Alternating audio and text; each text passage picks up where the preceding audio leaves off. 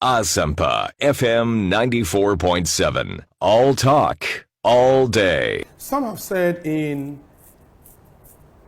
making our constitution supreme, one major tenet of constitutionalism is separation of powers, and that the framers of the constitution also added that procedure, the procedure you spoke about, in arresting a member of parliament, just so to immune the institution of parliament from the as it were, the interference from the executive, and that the police service is not an independent constitutional body.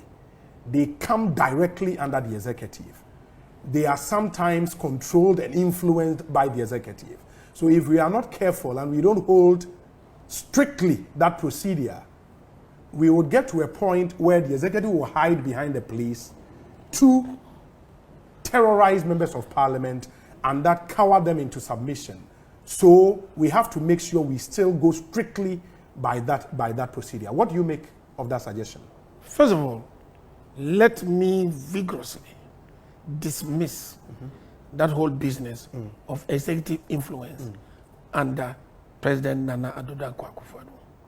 He made it clear that the system by which the executive controls, interferes in the work of the security agencies is not a thing that will be tolerated. And I, as Interior Minister, can tell you that we do not use the police or any security agency to deal with anybody negatively. When he swore in the IGP, he told him clearly that you have to serve the nation in a way and not to serve the government. We are very, very clear about that. That's number one. Number two, the Constitution has provided checks and balances. Separation of powers per se does not ensure it. And what are the checks? I, the representative of the president in this ministry, can be invited and questioned in court and in parliament.